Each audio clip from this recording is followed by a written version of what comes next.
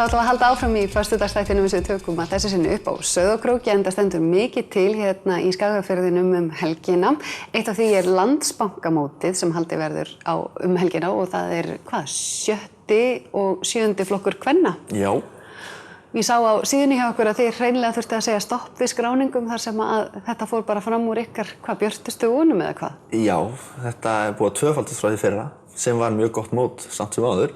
Þar vorum við 64 lið, nú erum við 130. Þannig að við bara, vissum ekki hvað stóð veðrið þarna þegar fólk var mjög ánægt og búið að vera ánægt síðustu ár og við erum alltaf svo heppin að það eiginlega allt í göngufæri. Allir vellir, öll gisting bara hérna í kring, þannig að fólk leggur bara bílnum á föstudegi og svo startar hann aftur á sunnudegi, bara eftir mót. Nákvæmlega. Þannig að við bara, vel talaði mótið og ef gengið vel, þannig að nú allt í einu bara fóru allir að koma, sko. Já. Við sögum bara stopp. Tískubylgjan bara Sauðárkrókur, já. Já, virðist vera. Nákvæmlega.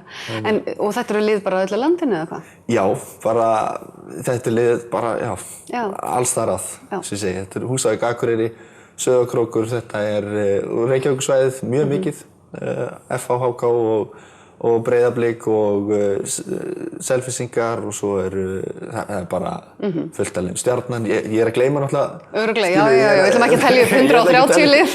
En þetta alveg risastórt. Og þar alveg þetta sterkt mót. Já, mjög sterkt mót, sko. Og þið getur skiptið í? Við getum skiptum við setjum í 3 styrkleikaflokka í 7. flokki. Já. Og þar eru 20 til 25 lið í hverjum flokki. Og síðan í 7. flokki erum við með 5 styrkleikaflokka. Og þar eru 8 til 9 lið í hverjum flokki. Og kannski ekki síður skemmtilegt að vera að halda þetta mót á sama tíma og heimsmeistaramótið stendur yfir? Nei, það náttúrulega frábært, sko. Þetta náttúrulega rosa gaman fyrir kvennaknattspyrnu bara líka og að sé svona stórt mót hérna og þetta bara frábært að vera sér að halda svona út allt land og við séum með eitt af stærsta erum við náttúrulega rosa stolt af. Og hvernig gengur í boltanum hérna? Hvernig starfið hér? Eru margir að fótbolta á þessu bandi? Já, ég meina það bara eins og það er alltaf fullt af krökkum að æfa. Við erum alltaf pínu svona að vissu leyti ósátt með aðstöðu, sko. Vetraraðstaðan ekki góð hjá okkur. En þetta stendur alltaf bóta vonandi en það sem við erum, eins og ég segi, svo ánægð með að allir vellirnir á sama stað, því viljum við halda. En þið viljum semst fá höll? Við viljum fá vetraraðstöðu.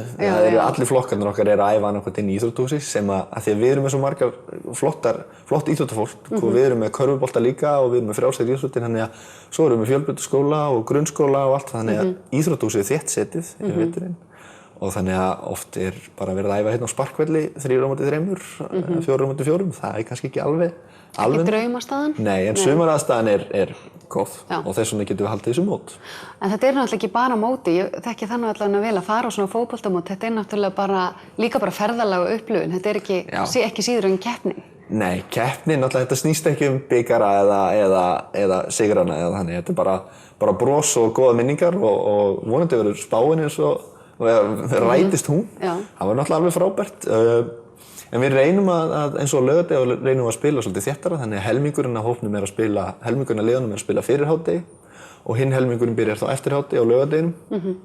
Og það gefur fólki meiri tíma til þess að fara og gera eitthvað, fara í sund, það náttúrulega fullt af sundlaugum í Skagafirði og það keppendur og liðsstjórar og allir geta farið í sundlaugarnar. Það eru 3 sundlaugar hér á Sauðárkróki og í Varmahlíð og Hofsósi sem bandið á mótinu gildir í, þannig að þau geta farið þarna 2 á laugardegi og 1 á sunnudegi og prófa nýja sundlaugar og það verður hoppukastalar og svo eru lummudagar og svo Drangafestival kvöldið fyrir ef foreldrar vilja skrepp út annar í einu. Og þannig að það nóg að vera og þannig að við erum bara mjög spennt, sko, fyrir. Og fólk væntanlega eitthvað hluti á tjaldsvæðunum og? Já, tjaldsvæðið tjaldsvæðið rétt við vellina, rétt við sundlaugina, en stórast tjaldsvæðið mótsins í rauninni á nöfunum fyrir ofan vellina. En samt í göngufæri. Leyfum nú að skyggnast aðeins á baku tjöldin. Hversu mikið vesen að henda upp einu svona móti? Ekki mikið skipulag? Jú, það mikið skipulag og margir sem koma að þessu. Það rosalega margir sem þurfa margar hendur vinna létt verk, sko. Þannig að það eru foreldrar í flokkunum sem að aðstoða okkur.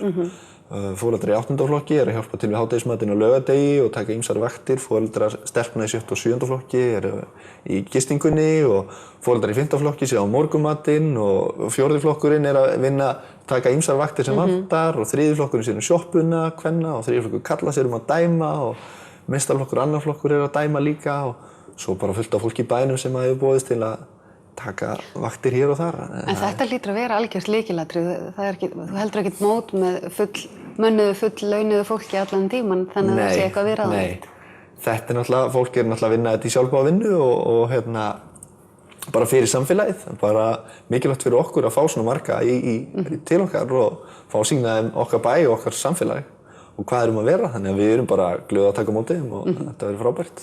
Hlýtur að vera pressa á að svona risa mót, það klikki ekkert í skipulaginu?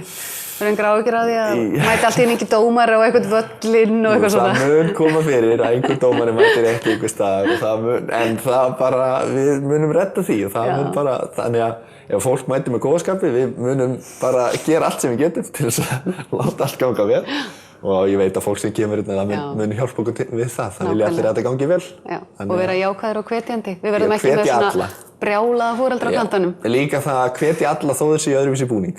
Sko. Það er náttúrulega svo mikilvægt. Hvort sem þeir eru í dómarabúning eða hvort þeir séu í Þórstreyju eða KA-treyju eða Stjörnunni eða eitthvað. Þetta eru bara börn sem vilja skemmta sér og ef það er lykilatriði í þessu og ef allir hafa það hugafar þá mun þetta ganga vel. Nákvæmlega. Glæsilegt. Takk fyrir spjallið og gangi ykkur bara vel. Takk fyrir það. Og við ætlum að halda áfram í föstudagsþættinum eftir augnablik.